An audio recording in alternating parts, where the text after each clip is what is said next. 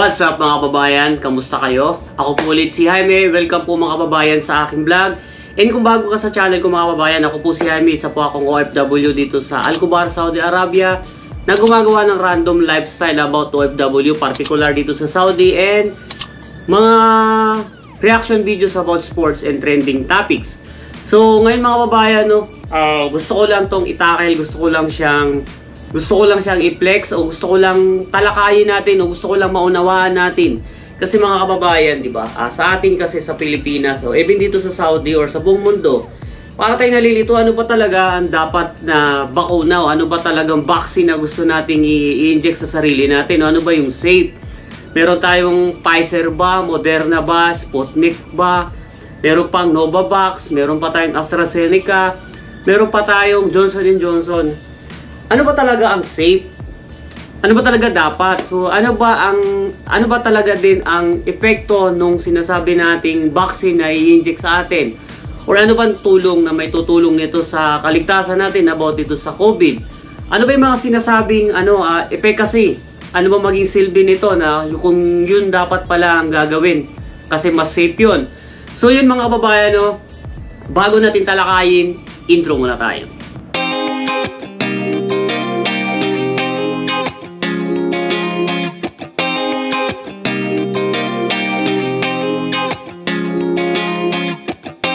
Shining on a cloudy day.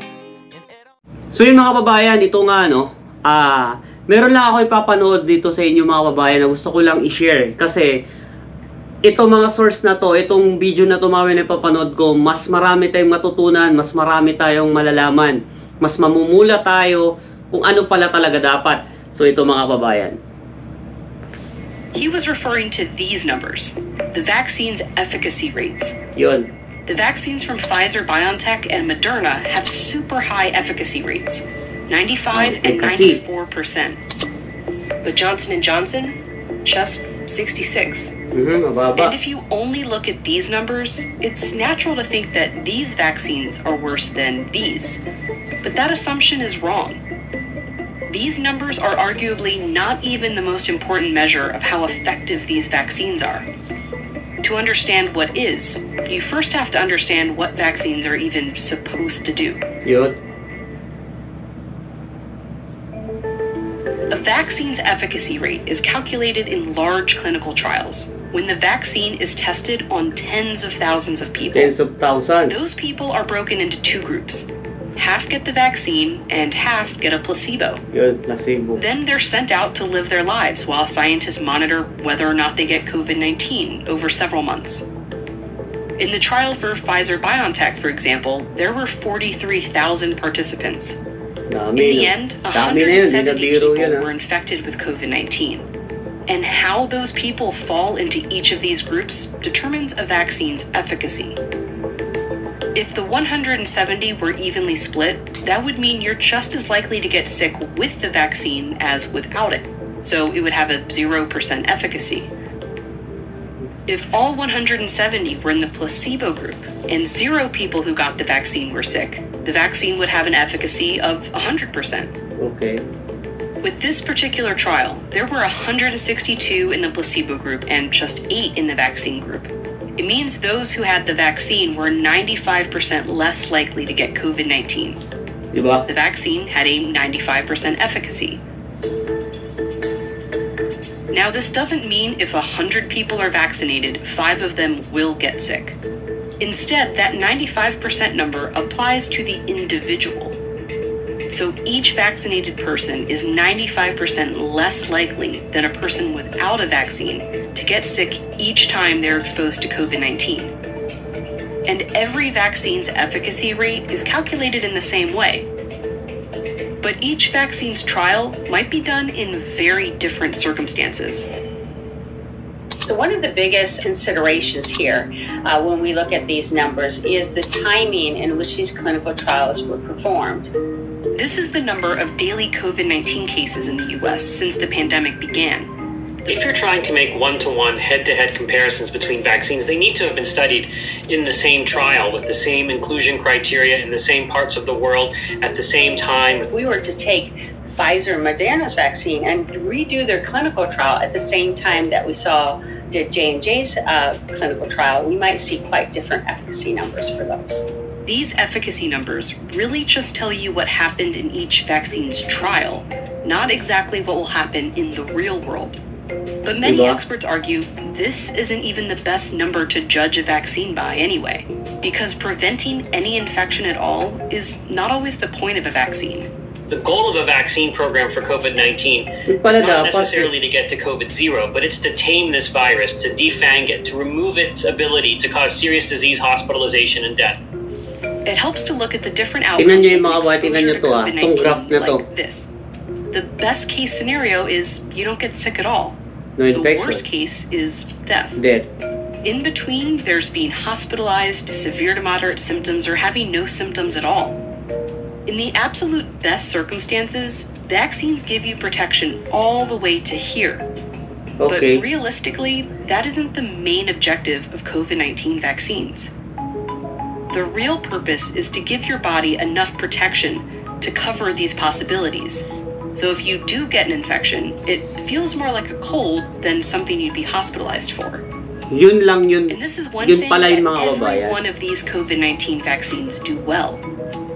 In all these trials, while some people in the placebo groups were hospitalized or even died from COVID-19, not one fully vaccinated person in any of these trials was hospitalized or died from COVID-19. Diba? One thing that I wish that Mayor would have understood was that all three vaccines have essentially 100% effectiveness in protecting from death.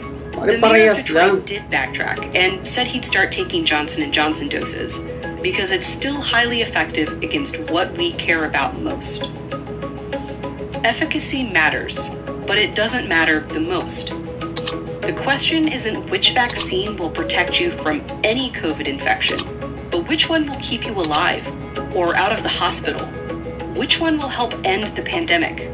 And that's any of them. The best vaccine right now for you is the one that you're offered. With each shot that goes in someone's arm, we get closer to the end of this pandemic. So yun mga kababayan, no, hanggang dun lang, di ko na siya kinuha buo o di ko na bibigyan ng reaction kasi baka maano tayo, baka ma-copyright ulit tayo, no. So ito, sa bagay, reaction videos naman to mga kababayan. Disclaimer lang mga kababayan na hindi po ako medical practitioner. Lalo hindi po ako sinasabi nating mga nurse or something, doctors o may aral sa ganito. Ang sasabihin ko dito mga kababayan, na mga reaction na gagawin ko, sasabihin ko regarding lang doon sa naiintindihan ko. So mga kababayan kasi, sa nakikita ko kasi, ito kasing ano ito kasing mainstream media mga kababayan masyado tayong tinatakot. Kasi sinasabi nila na injeksyonan, na nabigyan ng vaccine, nagkasakit, namatay. Nabigyan ng mga kababayan, ito kasi inaral to.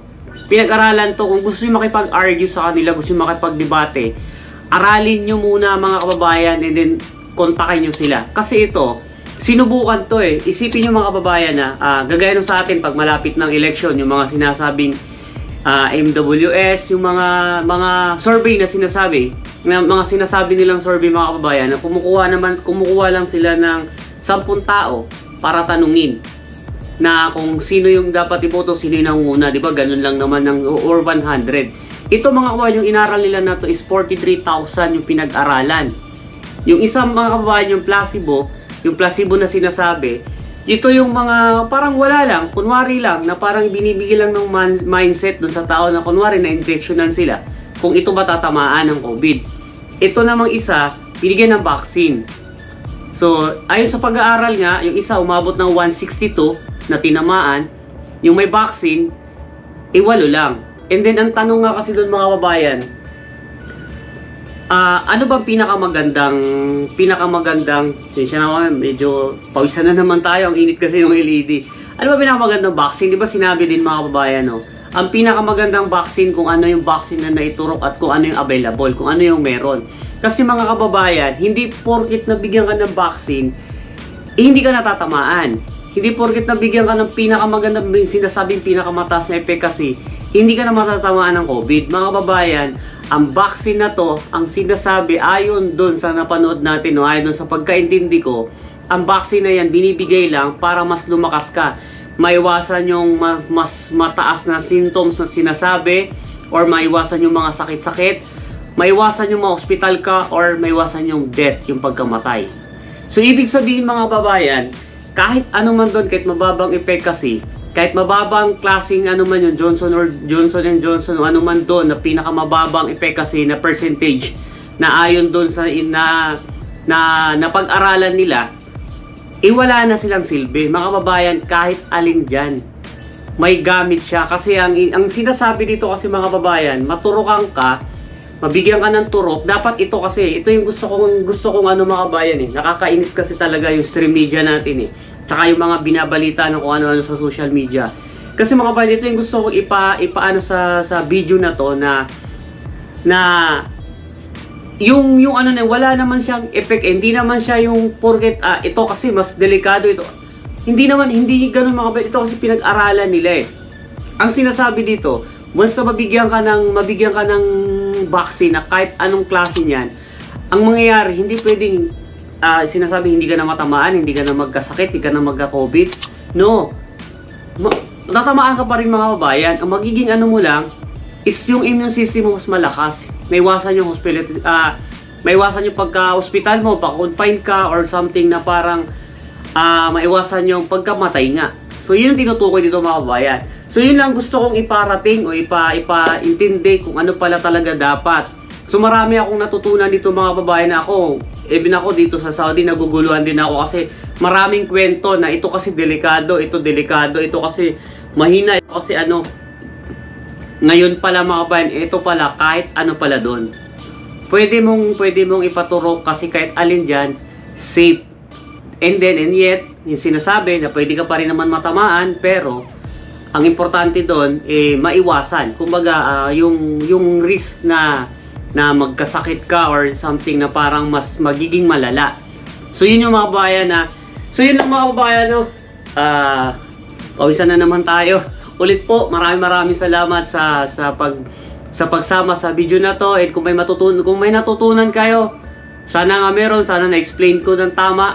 Paki-like naman mga kababayan, and kung bago ka, paki-subscribe naman and hit mo na rin notification bell para every time na bago akong upload, manonotify ka. Yun mga kababayan, shoutout ko ulit ang asawa ko na si Monesa.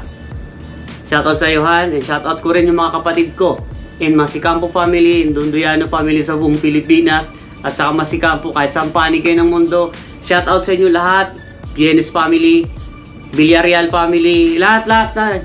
Isa-shoutout ko kayo, lahat sa mga katrabaho ko lalo dito sa Saudi at nakakilala sa akin, at lahat ng mga subscriber ko. Maraming salamat sa inyo mga kababayan. God bless po sa inyong lahat. God bless sa atin lahat. God bless sa lahat ng OFW sa buong mundo. See you in my next vlog. Bye!